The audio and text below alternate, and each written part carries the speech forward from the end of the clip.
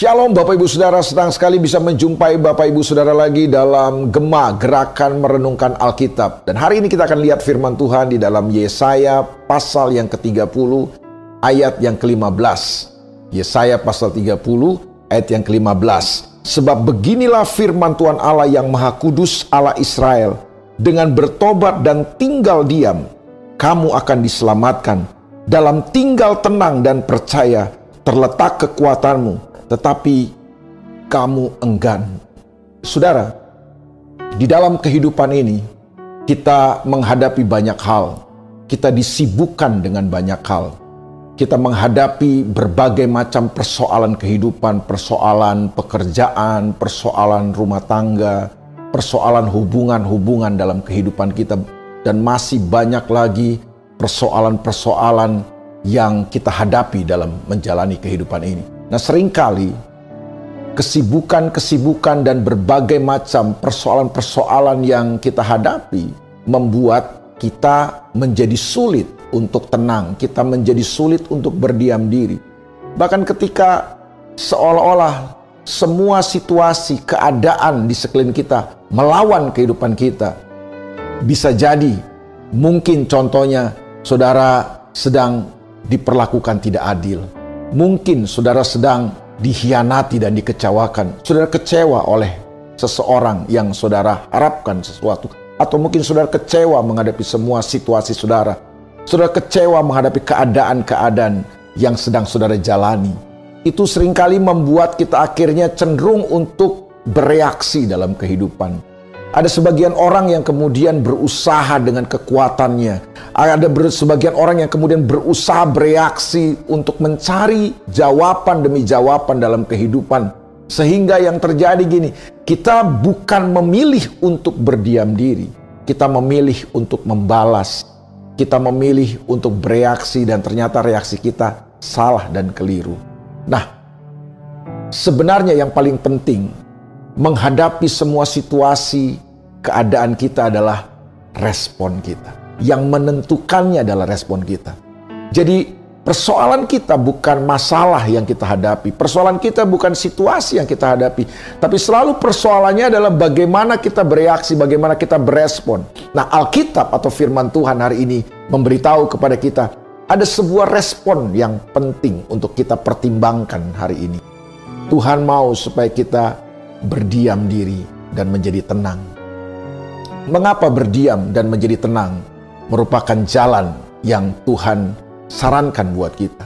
Karena ternyata itu yang saya bilang, ada begitu banyak hal yang kita hadapi dalam kehidupan ini. Ada begitu banyak persoalan yang kita hadapi. Dan ternyata ada satu masa di mana Tuhan mau kita berdiam. Waktu kita berdiam, itu artinya apa? Kita tidak membalas. Ada orang-orang mungkin yang memperlakukan kita salah, memperlakukan kita tidak adil. Kita tidak perlu membalasnya. Kita tidak perlu bereaksi berlebihan. Tuhan mau supaya kita berdiam diri. Waktu kita berdiam, kita bisa mengevaluasi kehidupan kita. Waktu kita berdiam diri, kita memberi tempat untuk Tuhan bekerja dalam kehidupan kita. Waktu kita berdiam diri dan menjadi tenang, di situ kita sedang memberi kesempatan dan tempat untuk Tuhan intervensi semua situasi dan masalah kita. Terbanyak kita hancur, terbanyak kita kalah karena kita gerasa gerusuk, karena kita bereaksi cepat, karena kita berespon keliru dalam kehidupan kita. Nah, hari ini saudaraku, mungkin saudara dan saya sedang menghadapi satu situasi yang melawan hidup kita. Mungkin hari ini saudara dipersalahkan. Mungkin hari ini saudara sedang diperlakukan tidak adil. Mungkin hari ini saudara menghadapi situasi dan keadaan tidak seperti yang saudara harapkan. Nasihat firman Tuhan pada hari ini sederhana. Berdiam dirilah dan menjadi tenang.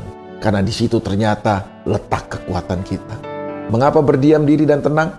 Karena waktu kita berdiam, kita sedang memberi tempat untuk Tuhan bicara buat kita. Waktu kita berdiam dan menjadi tenang, kita sedang memberi tempat untuk Tuhan bekerja buat kita. Izinkan Tuhan bekerja dalam kehidupan saudara. Izinkan dengan caranya dan dalam waktunya Tuhan bekerja untuk menolong kehidupan kita. Pertolongan akan datang. Saudara akan punya kekuatan menghadapi semua situasi saudara ketika saudara belajar berdiam dan menjadi tenang. Saya percaya dengan diam dan tenang, disitulah letak kekuatan kita. Jangan cepat membalas. Jangan cepat bereaksi. Izinkan Tuhan menuntun, memandu kehidupan saudara. Izinkan Tuhan bekerja dan campur tangan buat masalah saudara.